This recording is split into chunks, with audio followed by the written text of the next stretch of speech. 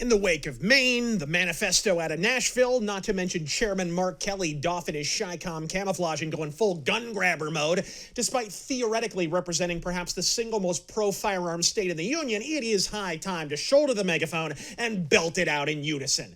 Yellow flag laws, give or take the third fucking L, are a fucking psyop. And if you haven't caught on to that fact by now, may I congratulate you on the sturdiness of your sensory deprivation chamber.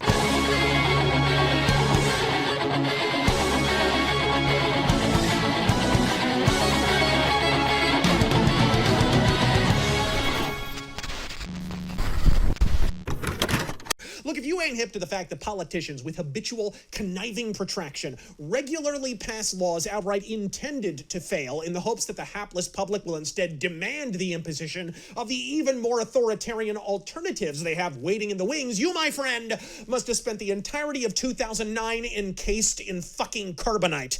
You think socialized medicine hawking Obama was satisfied merely imposing Kroger brand Romney Care back in '09? Or is it much more likely, not to mention Machiavellian, that it was no simple coincidence that 17 seconds after the first fines were imposed on people for merely refusing to imbibe in the indescribably ass overhaul of American healthcare, the DNC, CNN, and the entire Mesozoic media were already queued the fuck up with repeated utterances of, "Oops, I guess we'll sort it all out with socialized medicine."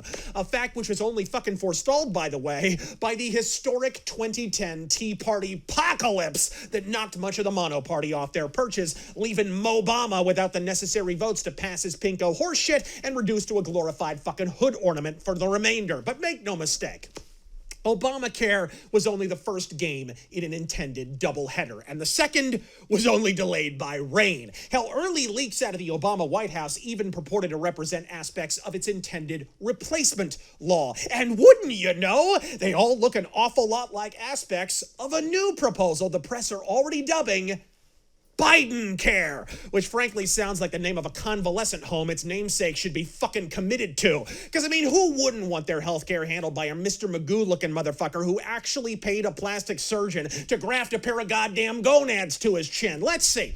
Pelosi cooked up the original, Biden shitting out the sequel. Who's cooking up the threequel? Freddy Krueger and fucking Madonna? Who knew the only thing you need to fuck future generations with unaffordable healthcare laws is a neck like an Indian rhino and facial skin pulled tighter than an FBI agent's asshole? Who drafted Canadian healthcare? The Star Trek insurrection aliens? Look, Obamacare was always intended to fail. I'd argue that's the entire reason it exists at all, to be an active, immovable reminder to give up the ghost and buy into the UK-Canada model like good little American Mensheviks. What none of them could have predicted, however, is that over the following decade, the UK-Canada model would proceed to eat a steaming plate of shit so hard they had to add government-mandated suicide to the silver package.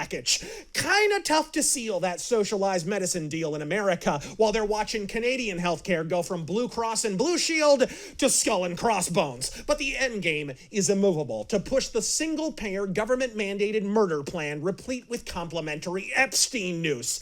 Folks, the left were losing on healthcare for 4+ decades prior to Obama imposing his idiocy on each and every one of us. Now, thanks entirely to the failure of air quotes privatized Obamacare, more morons than ever have bought into Bernie's bullshit and are outright clamoring for it. God, if only there were a way to work the same black magic on another electoral issue that's been plaguing the goddamn Dems for decades on end. Something for which their every trip to the polls for 15 years or more has yielded only humiliating, diaper-shitting Democrat defeat.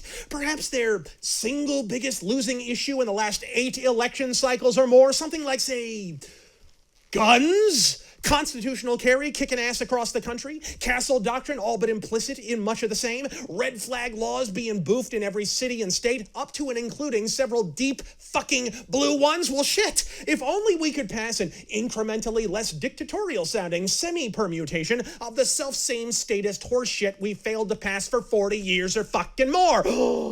I got it, Gorbachev! An equally despotic, but indescribably slow derivation of an identical idea to red flag laws, but with bureaucratic machinery so cumbrous and dilatory it couldn't catch the clap at a Kardashian orgy. Hell, comrade, what if we save all those red flags for our fucking political rallies and make that motherfucker more yellow than Biden's Depends? But there's a single snag in that theory, fellow travelers. Whatever will we do when a mass shooting inevitably occurs in one of the states these suck-a-bitches pass our pinko bullshit in? Why, it's not as if we have a ready-made narrative prepped and primed to be pinched the fuck out by our captive Pravda-ass press. People are asking how the suspected shooter was able to own a gun despite his 2-week stay in a mental health facility just this past summer. Well, Maine does have a yellow flag law that establishes a process to take firearms away from a person during a mental health crisis. The process includes a police investigation, a doctor exam, and a judge's order. It's a process critics say really takes too long.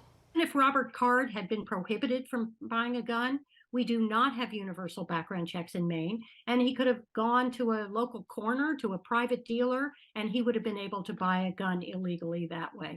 Which is why I now call on the United States Congress to ban assault rifles like the one used by the sick perpetrator of this mass killing. Maine gun owners, you are getting ripped off harder than Stevie Wonder playing poker with crackheads. Conduct a social experiment for me, will you? If you have a kid, wait till he's absolutely starving. Then tell him he has 2 available dinner options lest he hit the sack hungry. For option number 1, you offer him up a meal that's edible, but he ain't exactly a fan of. Broccoli, Brussels sprouts, I'll make it black olive meatloaf for all the fucking me, but make it something he will eat if he must, but wouldn't under any other conceivable circumstance. When he inevitably turns up his nose at that offering and asks for option 2, drop a bundle of black licorice on his plate and watch him pounce on that meatloaf like Jim Sterling on a Zagnut bar. Amazing how appealing the most mid-hipster bitch at a bar becomes when the only available alternative is fucking Lizzo. You know, like when people pretended Barbie was watchable by virtue of the fact that it wasn't The Little Mermaid. I see you fuckers. Don't even goddamn deny it. It's classic shepherding tactics, people. Whatever direction you want your sheep to go, put a great big Birkin dog in the opposite one, and name a bigger dog than Halle Bailey. Explains the eyes anyway. You don't want any part of the sheep's life, people, because glass half empty, you get eaten by wolves. Glass half full, you still get fucking fleeced. I'm Razor Fist. God fucking speed.